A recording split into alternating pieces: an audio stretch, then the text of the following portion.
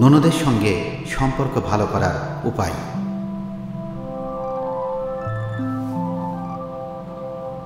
প্রিয় শ্রোতা, পরিবারের সবার সঙ্গে সুন্দর সম্পর্ক বজায় রেখে চললে জীবনটা অনেক সহজ হয় এবং শান্তিময় হয়। কিন্তু জীবন সবসময় সহজ পথে চলে না, চলতে পারে না। নানা নাটকীয়তা, চড়াই উতরাই থাকবেই। সেসব পার হয়েই কিন্তু আমাদেরকে চলতে হয়। বিয়ের পর একজন নারীকে শ্বশুরবাড়ির নতুন আত্মীয়দের সঙ্গে সুসম্পর্ক গড়ে তুলতে হয়, কিন্তু অনেক সময় অপরপক্ষ থেকে ঠিকঠাক সাড়া মেলে না, যে কারণে সম্পর্কটি আর সুন্দর হয়ে ওঠে না। অনেক বাড়িতেই ননদ ভাবির সম্পর্ক সুন্দর হয় না, অথচ এই সম্পর্ক বন্ধুত্বপূর্ণ হলে তা উভয়ের জন্যই কল্যাণকর। চলুন জেনে নেওয়া যাক কিভাবে ননদের সঙ্গে ভালো সম্পর্ক গড়ে তোলা যায়। নাম্বার 1, সরাসরি কথা বলুন। বন্ধুরা, সরাসরি কথা বলা হলো যে কোনো ধরনের দ্বন্দ্ব সমাধানের চাবিকাঠি। ননদের সঙ্গে সুসম্পর্ক গড়ার ক্ষেত্রে এটা খুবই গুরুত্বপূর্ণ। যদি আপনার ননদ দূরত্ব বজায় রেখে চলতে চায় বা আপনাদের পারিবারিক প্রোগ্রামগুলি এড়িয়ে যায়, তবে নিজ থেকে তাকে দাওয়াত করুন। তার সঙ্গে মন খুলে কথা বলুন, আপনার অনুভূতিগুলো জানাতে পারেন। নিজের কথা জানানোর জন্য অন্যের কথা শোনাও সমান গুরুত্বপূর্ণ, তাই তার কথাগুলো মন দিয়ে শুনুন। এটা এমন এক উপায় যার মাধ্যমে আপনাদের মধ্যে দূরত্বের দেওয়াল ভেঙে যাবেই। তখন খুব সহজেই বন্ধুত্বপূর্ণ সম্পর্ক গড়ে উঠবে।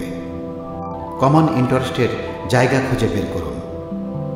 বন্ধুরা, কারো সঙ্গে বন্ধন তৈরি করার সর্বোত্তম উপায়গুলোর মধ্যে একটা হলো কমন ইন্টারেস্টের জায়গা আবিষ্কার করা। আপনারা দুজনেই কি উপভোগ করেন বা কি মিল আছে তা খুঁজে বের করুন। এটা হতে পারে রান্নার প্রতি ভালোবাসা, একটা নির্দিষ্ট শখ বা পছন্দের কোনো সিরিজ। এক অভিন্নতার দিকে জোর দিন। এই কাজগুলো আপনারা মিলেমিশে করতে পারেন, এতে স্বাভাবিকভাবেই সুন্দর একটা বন্ধন তৈরি হবে। লিমিট থাকুক। প্রিয় শ্রোতা, মনে রাখবেন, যে কোনো সম্পর্কের ক্ষেত্রে সবার আগে সম্মান। বন্ধুত্বপূর্ণ সম্পর্ক নেই এমন কারো সঙ্গে কথা বলার সময় এদিকটাতে খেয়াল করা জরুরি। তাকে পার্সোনাল স্পেস দিন। তার ব্যক্তিগত বিষয়ে হস্তক্ষেপ করা বা অন্যদের সঙ্গে তার সম্পর্কে গসিপ করা এড়িয়ে চলুন, কারণ এটা পরিস্থিতিকে আরও খারাপ করতে পারে। আপনি তাকে আলাদাভাবে গুরুত্ব দিন। এটা তাকে বুঝতে দিন, মানুষ তার কাছেই স্বাচ্ছন্দ্য বোধ করে যার কাছে সে নিরাপত্তা পায়। প্রয়োজনে সাহায্য করুন। কাউকে জয় করার জন্য প্রয়োজনে তার প্রতি সাহায্যের হাত বাড়ানোই যথেষ্ট। আপনার ননদ যদি খারাপ পরিস্থিতিতে থাকে, তবে তাকে সাহায্য করুন। যে কোনো প্রয়োজনে তার পাশে দাঁড়ানোর চেষ্টা করুন।